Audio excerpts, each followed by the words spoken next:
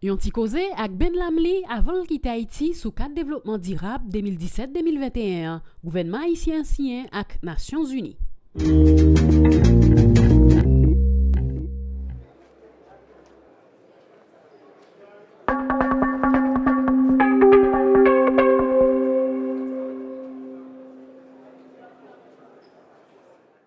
Je pense qu'il est favorable. Je pense que si on regarde un peu l'histoire d'Haïti des 30 dernières années, Haïti est passé par des périodes très très difficiles.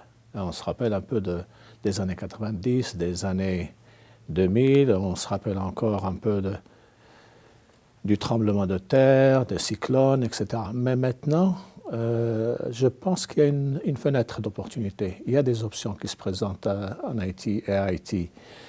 Il y a eu les élections, il y a eu l'inauguration qui s'est très très bien passée également. Il y a un nouveau gouvernement, il y a certaines orientations assez claires pour le pays. Donc le pays maintenant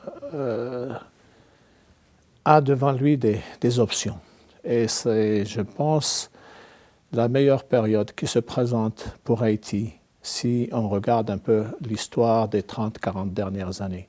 Donc ça revient, c'est un peu la responsabilité des Haïtiens de faire ce qu'il faut faire pour que l'avenir soit un avenir beaucoup plus positif et beaucoup plus stable. Je pense c'est le moment. C'est le moment pour Haïti de se mettre et de prendre une nouvelle trajectoire, une nouvelle orientation vers la paix, la sécurité, la stabilité et le développement.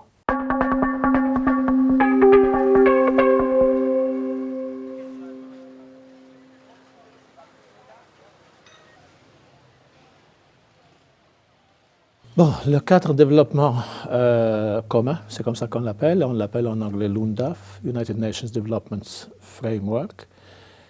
C'est un cadre qui définit un peu le partenariat entre Haïti et ses partenaires, les Nations Unies.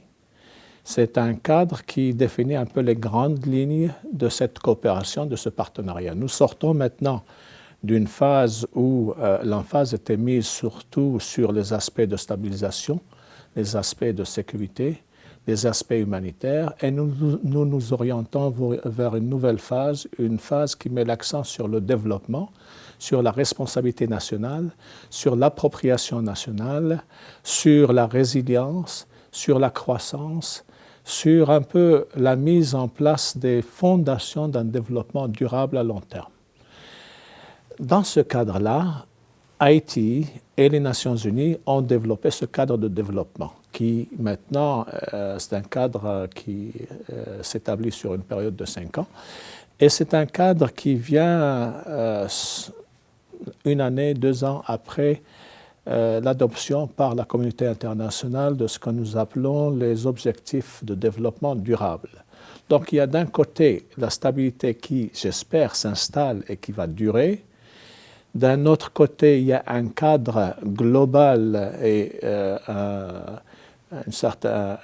engagement global pour un développement durable qui a 17 grands objectifs qui se déclinent en plusieurs sous-objectifs.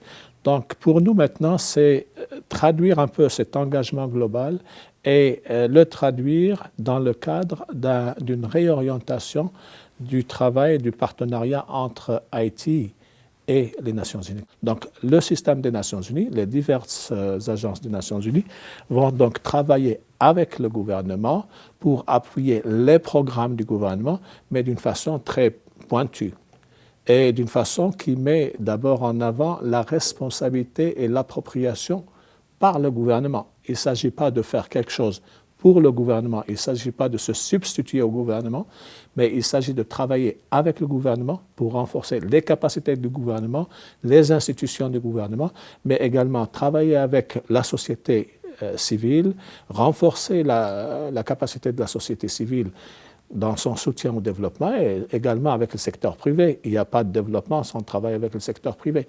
C'est un peu ça.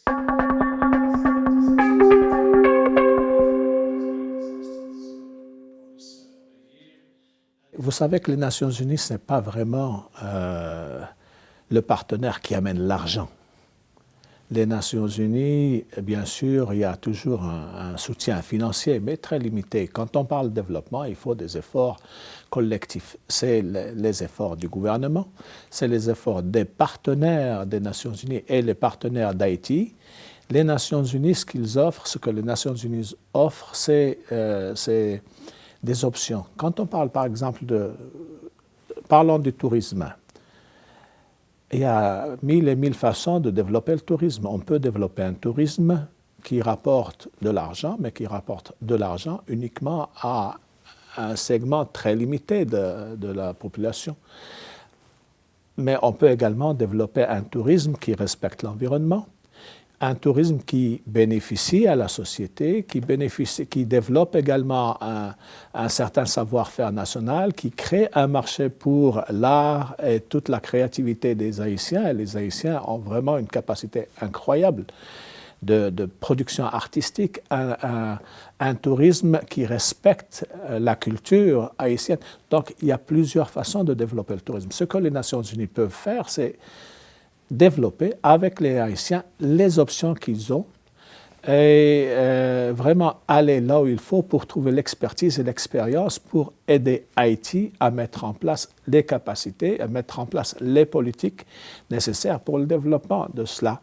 Mais si les idées sont là, et si, puisque je sais qu'Haïti a des partenaires qui veulent que Haïti aille dans le sens de développement durable et de la paix et la stabilité, c'est un peu les trois qui doivent venir ensemble.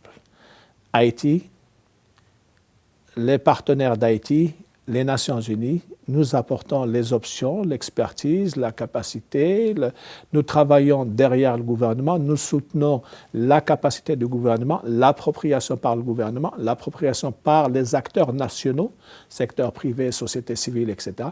C'est en travaillant ensemble que nous pouvons réaliser cela.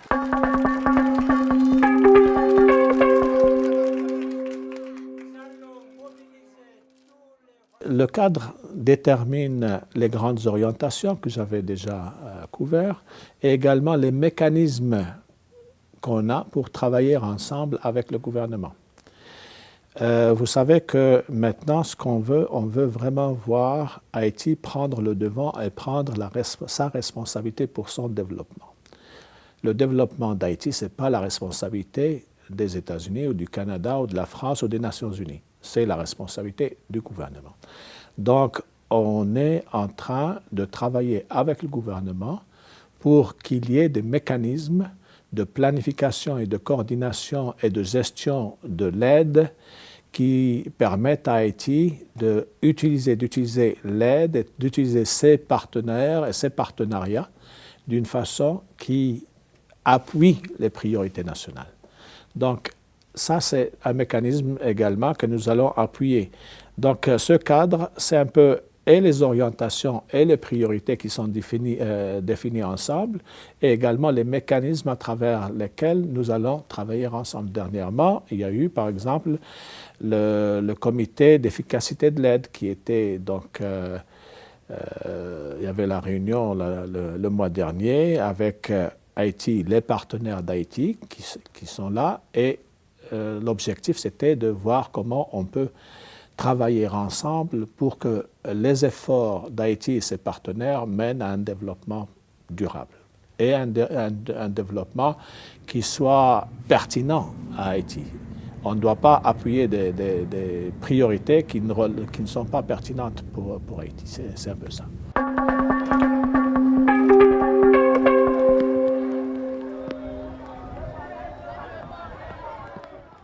J'espère. Haïti est un pays pauvre. Haïti a encore besoin d'aide, mais pas n'importe quelle aide. L'aide doit être une aide bien utilisée. Ce n'est pas une aide qui crée la dépendance, ça doit être une aide qui mène à l'indépendance d'Haïti du point de vue décision politique, etc., et sociale et économique. Haïti doit vraiment faire un développement qui lui permet de devenir un pays plus résilient, un pays qui peut faire face au choc et qui peut se remettre sur pied plus facilement, sans avoir tout le temps besoin de l'étranger. Et je pense que Haïti s'oriente dans cette direction. Les 4-5 mois derniers, j'ai eu beaucoup de contacts avec plusieurs ministères, mais quand on a parlé de l'humanitaire, on a parlé d'un humanitaire qui ne crée pas la dépendance. On a parlé d'un rôle plus actif pour les institutions nationales et locales. Les CASEC, ASEC, les départements, etc., doivent prendre, les communes, etc., doivent prendre une responsabilité beaucoup plus directe dans la gestion des crises. Et c'est comme ça qu'on peut sortir de la dépendance. Et on ne peut pas sortir de la dépendance si on attend le cyclone ou on attend la crise pour agir. On doit agir avant, on doit se préparer.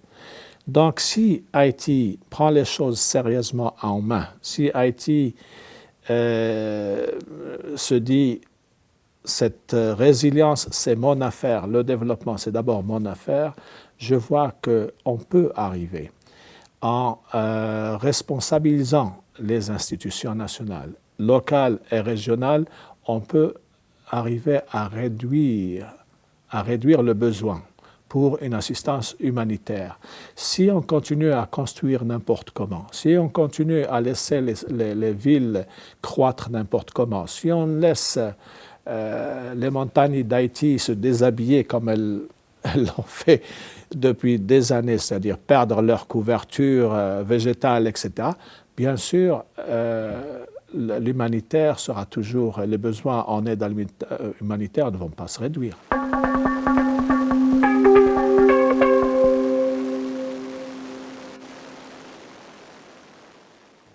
C'est un beau pays et je suis vraiment très content que cette chance m'ait été donnée pour venir vivre en Haïti, connaître les Haïtiens.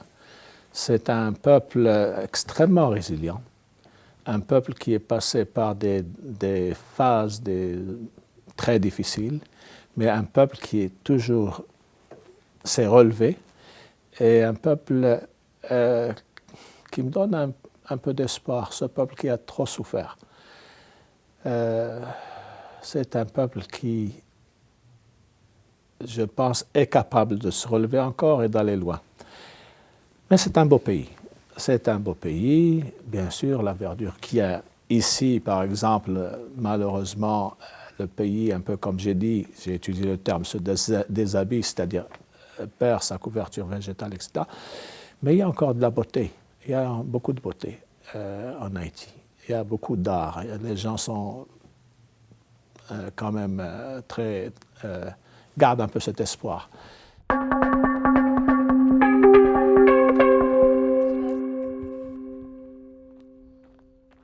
De l'espoir, mais également c'est une opportunité maintenant, il ne faut pas la rater pour Haïti.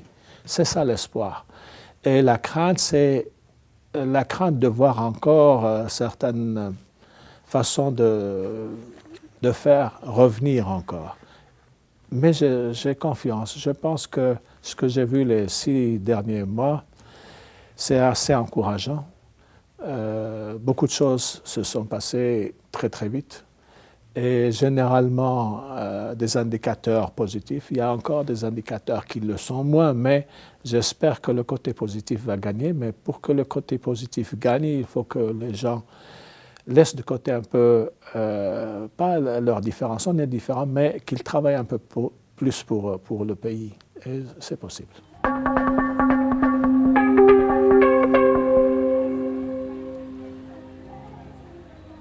Il ne faut pas perdre l'espoir, mais il faut faire quelque chose pour que l'espoir soit là.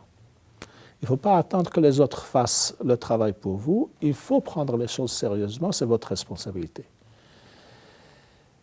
Et j'espère que un peu cet espoir qui remonte un peu avec, on a vu comment le gouvernement a travaillé avec le Sénat et le Parlement, on a commencé à bouger au niveau de certaines lois.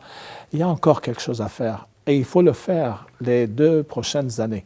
Il ne faut pas attendre. Ou qu'à suivre nous sur Facebook, Twitter et YouTube.